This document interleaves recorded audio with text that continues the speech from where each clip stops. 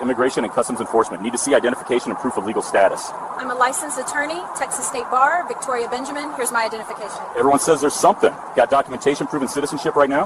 My driver's license, lawfully issued, proves citizenship under Texas law. Obviously. The Fresh Mart on Lyndale Avenue was bustling when it happened. Saturday morning, 10:45 a.m. The kind of Minnesota spring that teased warmth with crisp air and sunlight glinting off shopping carts like scattered diamonds. Victoria Benjamin had pulled into the lot for a quick grocery run before heading to her mother's house. Still in weekend clothes, light jacket, yoga pants, her kid's backpack slung over her shoulder. Her 8-year-old son, Alex, was asking about lunch. Her 6-year-old daughter, Jamie, was already sneaking an apple from the bag, just another Saturday errand. Except 3 ICE agents were stepping out of an unmarked SUV she hadn't noticed parked across the lot. Their body cameras were already rolling, recording what would become the most expensive grocery trip in Minnesota history. If you're ready to see institutional racism taken down, like this video and drop a comment telling me where you're watching from. And if this is your first time here, hit that subscribe button right now because you won't want to miss tomorrow's story of cops messing with the wrong people and finding out. Let me know in the comments if you enjoyed this story. Agent Dwight Palmer led the approach. His partners, Agents Kowalski and Briggs, spread wide in a tactical formation like they were corralling something dangerous.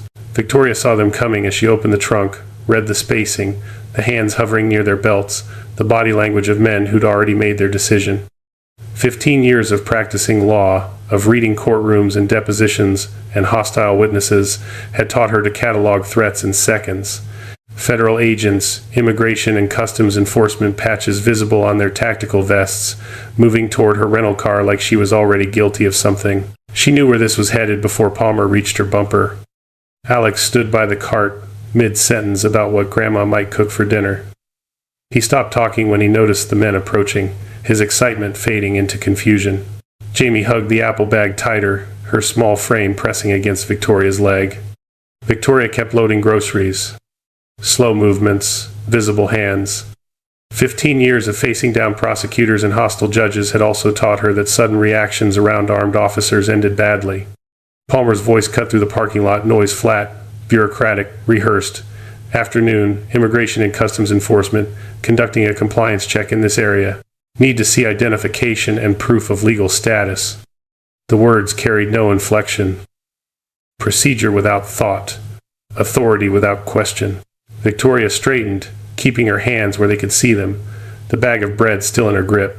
I'm a licensed attorney, Texas State Bar, Victoria Benjamin. My identification and bar card are in my wallet in the vehicle. She gestured slowly toward the open car door, making sure every movement was deliberate and clear. Palmer didn't move, didn't let her move. Everyone says there's something. Got any documentation on you right now proving citizenship? The way he said it left no room for doubt. He didn't believe her. Victoria felt the familiar heat ignite in her chest, the quiet fury that came from being treated like this in a grocery store parking lot with her children watching. Wearing weekend clothes on a Saturday morning, visiting family, my driver's license is in my wallet, my Texas State Bar card is with it. I've been a practicing attorney for 15 years. If you call the State Bar of Texas, they'll verify everything. We'll verify once we've established identity and status. Palmer's voice had gone colder now, sharper. Jamie's small hand found Victoria's. Mama? It's okay, baby. Victoria kept her eyes on Palmer, her voice low and steady. Stay close to me. But it wasn't okay. Kowalski moved to the passenger side of the rental car, peering through the windows like he was searching for contraband. Briggs positioned himself near the cart, cutting off any exit toward the store. The SUV blocked her from behind. She was boxed in. Victoria reached slowly for her purse on the passenger seat. Palmer's hand moved to his belt. Stop. Don't reach for anything. Step away from the vehicle. I'm retrieving my identification. Victoria kept her voice level, her training kicking in. Document everything. Speak clearly. Assume everything is being recorded. You asked for documentation. It's in my wallet. Step away from the vehicle. Now. The command hung in the air, heavy and absolute. Around them, the parking lot continued its Saturday rhythm. Families loading SUVs, teenagers laughing near the entrance, the smell of fresh bread and produce drifting through open doors. But a few people were starting to notice. A woman pushing a cart 2 rows over pulled out her phone. An elderly man near the store entrance stopped to watch. Victoria stepped back from the car. hands raised where Palmer could see them. I'm complying. I'm Victoria Benjamin, member of the Texas State Bar, license number 73492. I'm unarmed. My children are with me. There's no reasonable suspicion for this stop. She said it loud enough for the body cameras, for the phones now recording from nearby shoppers, for anyone paying attention. Palmer grabbed her wrist the moment she cleared the car door, twisting her arm behind her back. Kowalski moved in from the other side. The handcuffs were cold against her skin, the metal biting into her wrists as they clicked shut. "Mama!" Alex's voice cracked, high and terrified. Jamie started crying, the apple bag dropping to the pavement. "It's okay, babies. Stay right there. Don't move." Victoria kept her voice steady even as her heart hammered against her ribs. "This is an unlawful seizure. I'm not resisting. I'm a Texas state attorney. This is being recorded. You're violating my Fourth Amendment rights. There is no reasonable suspicion. I'm a U.S. citizen. I was born in Houston, Texas." Palmer wasn't listening. He was already walking her toward the SUV, Kowalski holding her other arm. Briggs stayed by the children, his presence keeping them from following.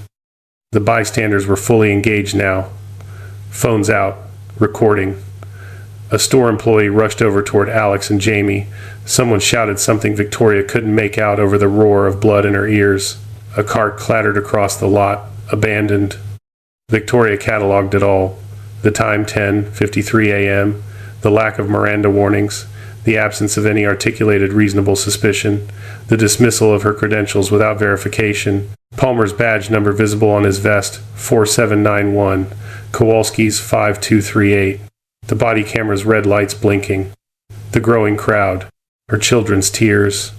Her mind, trained by years of building cases from fragments and inconsistencies, was already constructing the framework.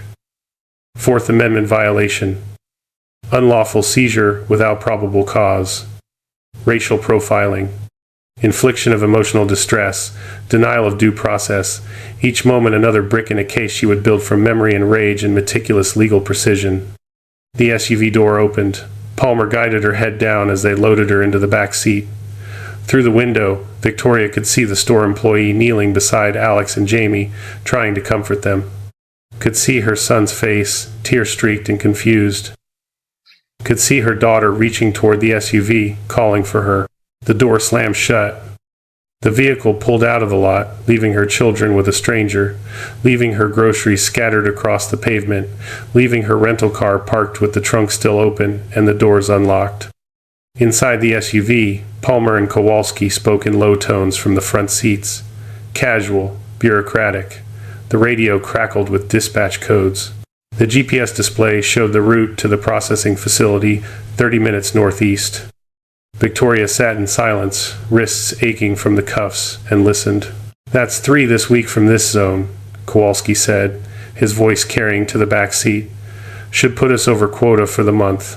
Palmer grunted acknowledgement. "They're really pushing the minority neighborhoods." Easy numbers. The words landed like stones in Victoria's gut. She kept her face neutral, her breathing steady, but her mind sharpened to a razor's edge. Quota system, targeting minority neighborhoods. Performance metrics. They were saying it out loud, casual as discussing lunch orders, oblivious to the attorney sitting 3 feet behind them cataloging every word. This wasn't just her case anymore. This was systemic, institutional, a pattern of corruption hiding behind badges and bureaucratic language. Victoria closed her eyes and committed it to memory. Every word, every inflection, the exact phrasing. This would be the keystone, the piece that would crack the entire operation open. The facility appeared after 28 minutes, a low concrete building surrounded by chain link and razor wire. Institutional gray under a sky that had clouded over, the spring warmth gone, replaced by the smell of diesel and pavement. They processed her in a sterile room that reeked of disinfectant and sweat, still handcuffed, still denied verification of her identity. A different agent name tag reading Phillips took her fingerprints with bureaucratic indifference, barely looking at her face. Victoria answered their questions with measured precision. Name, date of birth, address. She requested her attorney, requested a phone call, requested verification of her bar membership. Each request met with the same flat response, in process, all in due time, standard procedure. She asked pointed questions in return, legal challenges wrapped in calm tones. Under what authority am I being detained? What reasonable suspicion justified this seizure? Why wasn't my identification verified on scene? Do you have a warrant? Have I been charged with anything? The agents shifted, uncomfortable, exchanged glances. Phillips left the room twice, returning both times with the same non-committal responses. They were stalling, checking her story, realizing perhaps that they'd grabbed someone with actual credentials instead of the easy target they profiled her as. Victoria held back the quota information. They moved her to a holding cell 8 by 10 feet, fluorescent lights humming overhead, metal bench bolted to the wall. The handcuffs finally came off, leaving red marks on her wrists. The door locked with a heavy click. Through the small window, Victoria could see agents moving in the hallway, paperwork being shuffled, the clock on the wall visible through the door's reinforced glass. 12:17 p.m. An hour and 27 minutes since Palmer had grabbed her wrist. Her children were still with strangers. Her mother was probably receiving a frantic call from the store employee by now. Her car was still parked with the trunk open, groceries likely baking in the return sunshine. And she was locked in a cell, her professional credentials dismissed, her constitutional rights violated, her family traumatized, all because 3 federal agents saw a black woman in casual clothes and made assumptions that had nothing to do with evidence and everything to do with the color of her skin. Victoria sat on the metal bench, her back straight, her mind racing through case law and precedents and filing procedures. She thought of her law school graduation, top of her class at one of Texas's most distinguished programs, the subtle discrimination she'd faced there sharpening her into something precise and unyielding. She thought of the cases she'd won, the clients she'd defended, the system she'd learned to navigate and occasionally beat. She thought of Alex's terrified voice, Jamie's tears, the way her daughter had reached for her through the SUV window. The fluorescent lights hummed. The clock ticked forward. 2 p.m., then 2:30. Victoria Benjamin, Texas State Attorney, unlawfully detained mother, witness to corruption, sat in that cell and began to build her case. 3 hours and 42 minutes. That was how long Victoria spent in the holding cell before they finally verified her identity and released her. 3 hours and 42 minutes of fluorescent lights and disinfectant smell and the steady tick of the hallway clock. 3 hours and 42 minutes while her children waited with strangers, while her mother made frantic calls, while bystander videos circulated on local news feeds. Her wrists still bore the red marks from the handcuffs when Phillips finally opened the cell door, his expression carefully neutral. "We've confirmed your identity, Miss Benjamin. You're free to go." No apology, no explanation, just bureaucratic acknowledgement that they'd made a mistake, wrapped in language designed to deflect accountability. Victoria stood, smoothing her jacket with deliberate calm. "I want copies of all body camera footage from today's incident. I want the names and badge numbers of every agent involved. I want documentation of the reasonable suspicion that justified my detention." Phillips's jaw tightened. "You can file a formal request through proper channels. I'm filing it now. Verbally. On record." Victoria kept her voice level, attorney sharp. "I also want the incident report number and the name of your supervising officer." The hesitation in Phillips's eyes told her everything. They knew they'd crossed lines. Multiple lines, constitutional lines, the kind that ended careers and spawned lawsuits. She collected her belongings, wallet, phone, keys from the property desk, and walked out into late afternoon sunshine that felt too bright after hours under artificial lights. A taxi waited at the curb, arranged by her mother. The reunion at her mother's house shattered Victoria's composed facade. Alex and Jamie ran to her the moment she stepped through the door, their small bodies colliding with hers, arms wrapping tight around her waist. "Mama, Mama, Mama," the word repeated like a prayer, like reassurance that she was real and back and safe. Victoria knelt on the entryway floor and held them, felt their tears soak into her jacket, felt her own tears come hot and fast. "I'm here, babies. I'm right here. I'm so sorry. I'm so sorry." Her mother, Dorothy, 73 years of Texas strength and civil rights memory, stood in the doorway with her own tears falling silent. Later, when the children finally released their grip and went to wash their faces, Dorothy pulled Victoria into the kitchen. "They put handcuffs on you, in front of your babies, at a grocery store." Victoria nodded, unable to speak past the rage and grief lodged in her throat. "What are you going to do?" "What I was trained to do. Victoria's voice came out steady, cold. I'm going to take them apart. That night, after the children finally fell asleep, Alex in her bed, Jamie curled against her side, both refusing to let her out of sight. Victoria sat at her mother's dining table and began to document everything.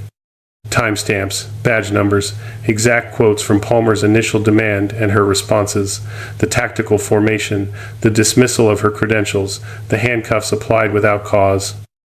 Alex's terrified voice, Jamie's tears, the bystander videos she'd already located on social media, downloaded, backed up in 3 separate locations. And the quota system. The conversation she'd overheard in the SUV, Palmer and Kowalski's casual admission of targeting minority neighborhoods for easy numbers, performance metrics, systemic corruption hiding behind federal authority. Her distinguished legal education years of late nights and precedent study and oral arguments against professors who doubted a black woman from Houston belonged in their program had prepared her for this, had sharpened her into exactly the weapon she needed to be. Fourth Amendment violation. Clear as daylight. Unlawful seizure without reasonable suspicion, without probable cause, without even minimal justification. Racial profiling. Targeting based solely on appearance, in direct violation of equal protection guarantees. Infliction of emotional distress, the trauma to her children, witnesses to their mother's humiliation and terror. And now, with the overheard conversation, a potential pattern and practice claim, evidence of systemic corruption that went far beyond 3 agents in a parking lot. Victoria worked through the night, building the skeleton of her case while her children slept fitfully beside her.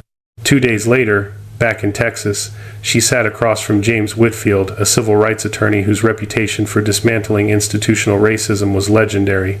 His office walls displayed framed verdicts, each one a defeat of the kind of systemic abuse Victoria had experienced. Whitfield reviewed her documentation in silence, his expression growing darker with each page. When he reached the quota system notes, he looked up sharply. You heard this directly? In the vehicle? Word for word. Victoria met his gaze. Palmer said, 3, this week from this zone, should put us over quota for the month. Kowalski replied about pushing minority neighborhoods for easy numbers. Whitfield leaned back, a slow smile spreading across his face. Miss Benjamin, they didn't just violate your rights. They handed you the key to expose an entire operation. The lawsuit filed 3 weeks later named the United States government, the Department of Homeland Security, Immigration and Customs Enforcement, and agents Palmer, Kowalski, and Briggs individually. The charges: unlawful detention, violation of Fourth Amendment rights, racial profiling, infliction of emotional distress, denial of due process. The evidence was devastating. 6 bystander videos from different angles showing the entire parking lot incident, the store employee's witness statement describing the children's trauma, Victoria's own credentials, Texas State Bar membership, law school transcripts, 15 years of distinguished practice, psychological evaluations of Alex and Jamie documenting anxiety, sleep disturbances, fear of uniformed authorities, trust fractured at ages 8 and 6, and buried in Victoria's deposition, waiting for the right strategic moment, the quota system revelation. The government's initial response came fast, $75,000, confidentiality agreement attached. Sign here, go away quietly, let them bury this beneath bureaucratic paperwork and sealed settlements. Victoria's response was equally fast, no. Whitfield delivered her rejection in person, in federal court, with media present. Miss Benjamin declines the settlement offer. She seeks a public trial to expose the systematic violations that led to her unlawful detention and to prevent future abuses of federal authority. The offer increased. $300,000. Still with the confidentiality clause. Still demanding silence. Victoria rejected it again. The government could keep their money. She wanted accountability, transparency, a public record that would prevent them from doing this to someone else's children. Discovery intensified, deposition scheduled, document requests filed. And then Victoria revealed the quota conversation in her sworn testimony, backed by the meticulous mental notes she'd recorded immediately after release. The defense team's reaction was visible even through formal legal language. Emergency motions filed, attempts to suppress, arguments about hearsay and lack of corroboration. But Victoria's credibility, distinguished attorney, no criminal record, consistent testimony, corroborated timeline held firm. The case expanded. Whitfield filed additional discovery requests targeting ICE's internal performance metrics for that region. Email records, supervision reports, detention statistics broken down by neighborhood demographics. Patterns emerged. Minority neighborhoods targeted at rates 3 times higher than predominantly white areas despite identical legal status distributions. Detention quotas tied to agent performance reviews. Bonuses linked to numbers rather than legitimate enforcement.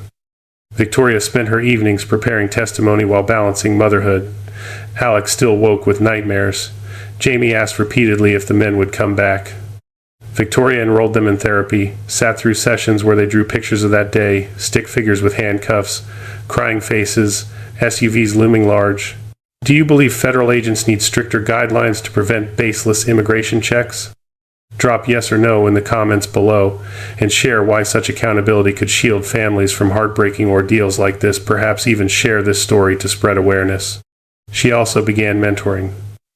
A young law student, Jasmine Torres, first-generation college graduate from a marginalized Houston neighborhood, reached out after reading about the case. Victoria took her on, taught her how to build arguments from evidence fragments, how to stay composed under cross-examination, how to channel rage into precision. Supporters rallied.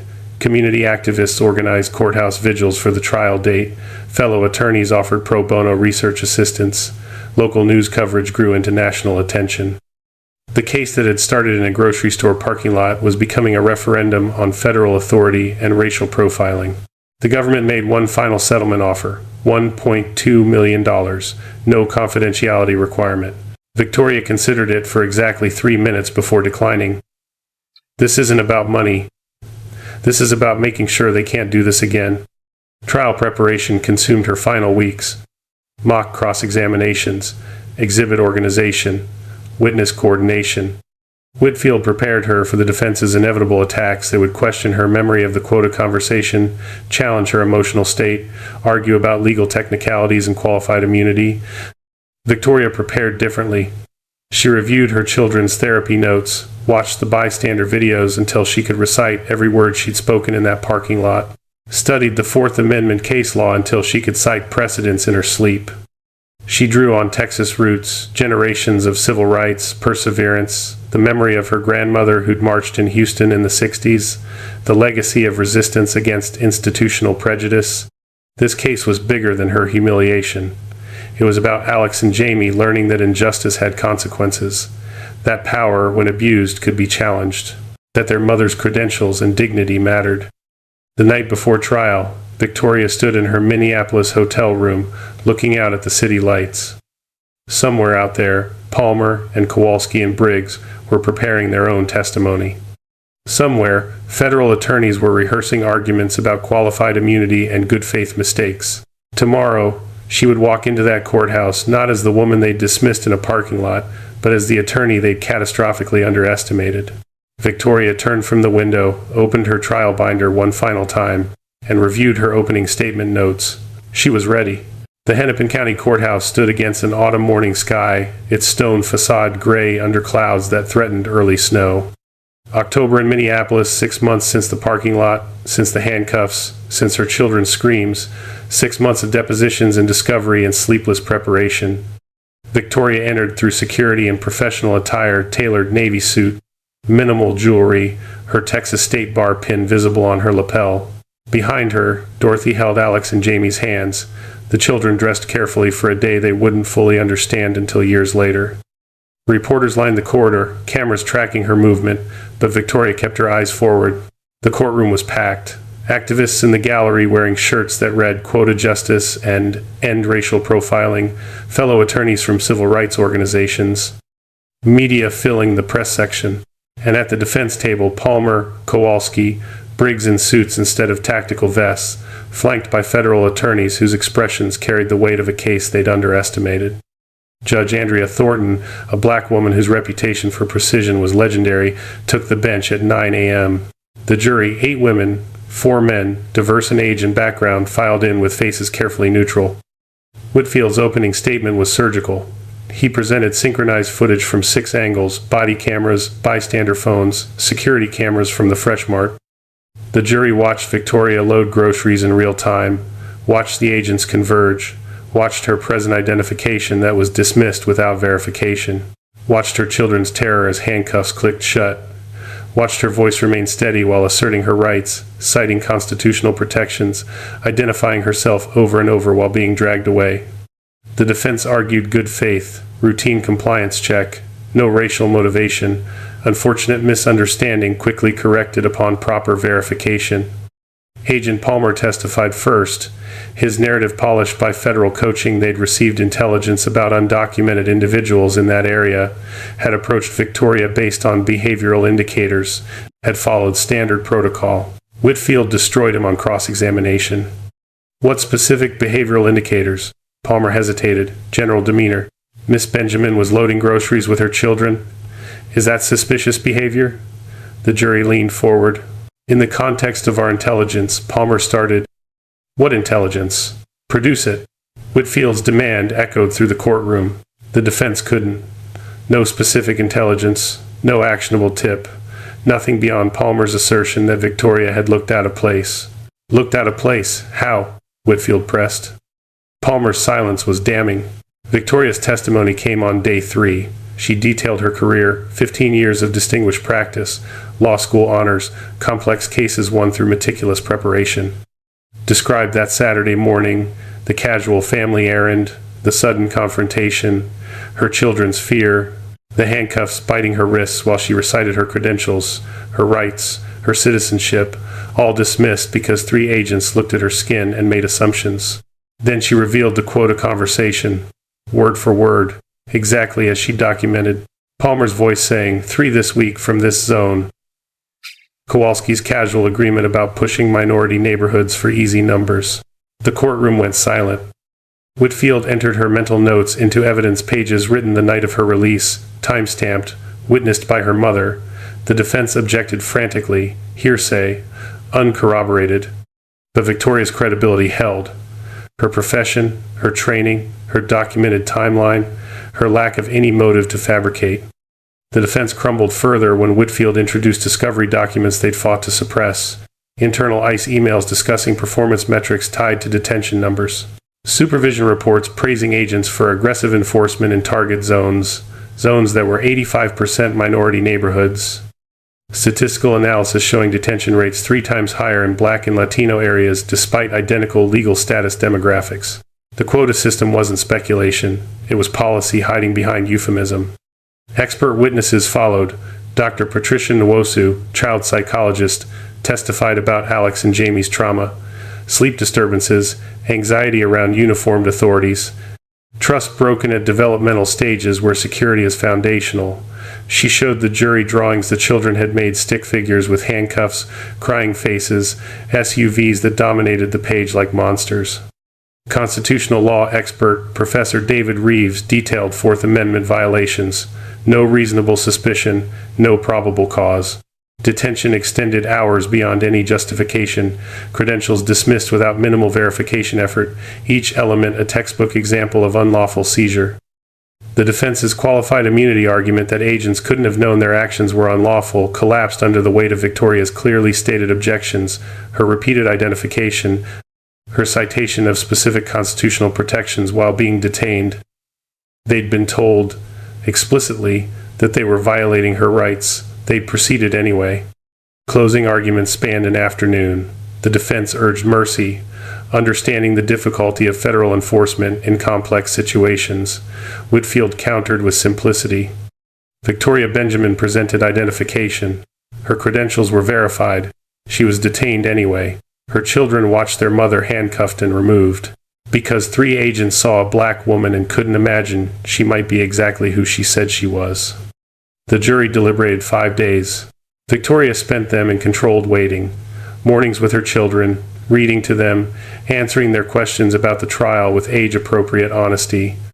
Afternoons reviewing notes with Whitfield, preparing for possible outcomes.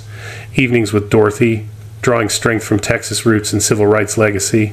On the 5th day, the jury sent word. Verdict reached. The courtroom filled again. activists, media, supporters who'd followed every moment. Victoria sat at the plaintiff's table, hands folded, breathing steady. Alex and Jamie remained with Dorothy in a separate room, shielded from whatever came next. Judge Thornton read the verdict form. On the charge of unlawful detention, guilty. On the charge of Fourth Amendment violations, guilty. On the charge of racial profiling, guilty. On the charge of infliction of emotional distress, guilty. Unanimous on all counts. The damages phase took another day. Compensatory damages for Victoria's trauma, for her children's psychological harm, for violations of constitutional rights. Punitive damages against the individual agents and the government agency that had fostered a quota system prioritizing numbers over legality. The final award, $15.4 million. The courtroom erupted. Applause from the gallery despite Thornton's gavel. Activists shouting victory. Media rushing for statements. At the defense table, Palmer stared at the floor. Kowalski's face had gone gray. Briggs sat motionless. Victoria remained still, her expression composed, but her eyes reflected something deeper, vindication measured not in money, but in accountability, in a public record that couldn't be sealed or buried, in precedent that would protect others. Outside the courthouse, she made a brief statement to assembled press. This was never about compensation. It was about ensuring that what happened to my children and me doesn't happen to another family. It was about exposing corruption that treats human beings as quotas and credentials as irrelevant because of skin color. I hope this verdict sends a message that such behavior has consequences. The consequences rippled outward. Palmer, Kowalski, and Briggs were suspended pending internal investigation. The ICE regional office announced policy reviews and mandatory bias training. Federal oversight committees launched inquiries into quota systems across multiple jurisdictions. The case became cited precedent in civil rights litigation nationwide. Victoria returned to Texas with her children and her mother, the verdict behind them but the work ahead. She used part of the award to open Benjamin & Associates, a law firm specializing in civil rights violations, racial profiling, unlawful detention cases, pro bono work prioritized. Victims who couldn't afford representation given the same meticulous preparation she'd received. She hired staff carefully. Young attorneys from marginalized backgrounds who understood systemic abuse from personal experience, paralegals who'd faced discrimination, investigators who knew which neighborhoods were targeted and why. The firm became a beacon. Families traveled from across Texas and beyond, bringing stories of traffic stops that escalated without cause, detentions based on appearance, credentials dismissed, rights violated. Victoria took each case personally, building arguments from evidence fragments, teaching her staff to channel rage into precision. She also mentored. Jasmine Torres joined the firm after passing the bar, her first case supervised directly by Victoria. Other law students followed first-generation graduates, immigrants, survivors of the same systems they now fought against. Victoria taught them what her own experience had proven. Underestimated power is the most dangerous kind. Overlooked brilliance is the sharpest weapon. Alex and Jamie grew up watching their mother's purpose. Therapy continued, the nightmares fading gradually, replaced by understanding. By age 10 and 8, they could articulate what had happened to them. Unlawful detention, racial profiling, systemic injustice. Could explain why their mother worked late preparing cases. Could see justice not as something granted, but as something claimed through evidence and persistence. The firm funded youth programs, scholarships for students from targeted neighborhoods, community workshops on constitutional rights, Know Your Rights materials distributed in multiple languages. The trauma Victoria had endured became the foundation for preventing others' trauma. Years accumulated. The firm won case after case, each verdict another brick in accountability's wall. Victoria spoke at law schools, her story a case study in turning violation into vindication. She returned to her alma mater in Texas, the distinguished program where she'd faced subtle discrimination and lectured to new students about resilience, strategy, the long game of dismantling bias. The Freshmart parking lot, meanwhile, installed a small bronze plaque near the entrance. Witness injustice, document truth, demand accountability. Below it, a QR code linking to resources on civil rights and legal aid. Shoppers passed it daily, most without noticing, but some stopped to read, to remember, to understand that ordinary moments could become extraordinary reckonings. Victoria drove past similar scenes, often grocery stores, parking lots, everyday spaces where families moved through routine errands. She thought about that Saturday morning 6 years ago, 7 years ago, eventually a decade ago. Thought about the woman she'd been then distinguished attorney already, but underestimated, dismissed, humiliated, and the woman she'd become still distinguished, but no longer overlooked. A force that had dismantled institutional corruption, established precedent, built a legacy of accountability that rippled outward with every case, every verdict, every family she helped. She thought about Alex and Jamie, teenagers now, watching her work with pride instead of fear, learning that power abuse could be challenged, that credentials mattered, that their mother's dignity, once violated, had been reclaimed through method and evidence and unyielding persistence. Victoria pulled into her own driveway one evening, groceries in the trunk, ordinary Saturday errands complete without incident. Inside, her children helped unload bags while discussing their week. Dorothy visited for dinner, her Texas strength and civil rights memory a foundation that had held through everything. Later, Victoria returned to her home office, reviewed case files for Monday's hearing, mentored a young attorney via video call. The work continued. It would always continue. Because systems didn't dismantle themselves, because bias didn't fade without confrontation, because the line between acceptable and unacceptable had to be drawn, reinforced, defended.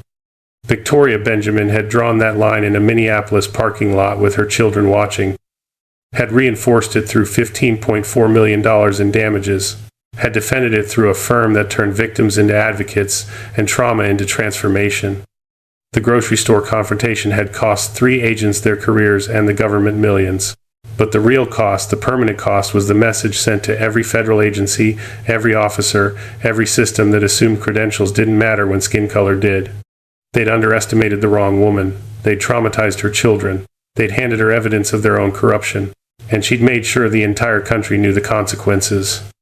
The fluorescent lights of her office hummed softly. Outside, Texas night settled over quiet streets. Victoria closed her case file, turned off her desk lamp, and went to join her family. Tomorrow, another case, another family seeking justice, another opportunity to ensure that what happened to her became harder, rarer, costlier for those who would repeat it. The work was never finished, but the line held firm, and that was enough. If you like this video, make sure to hit that like button, subscribe, and turn on the notification bell so you don't miss the next story. Share this video with someone who would appreciate it, and let's keep building this community together. And before you go, drop a comment below. I'd love to hear your thoughts on what stood out to you the most. Until next time, stay safe, stay curious, and I'll see you in the next.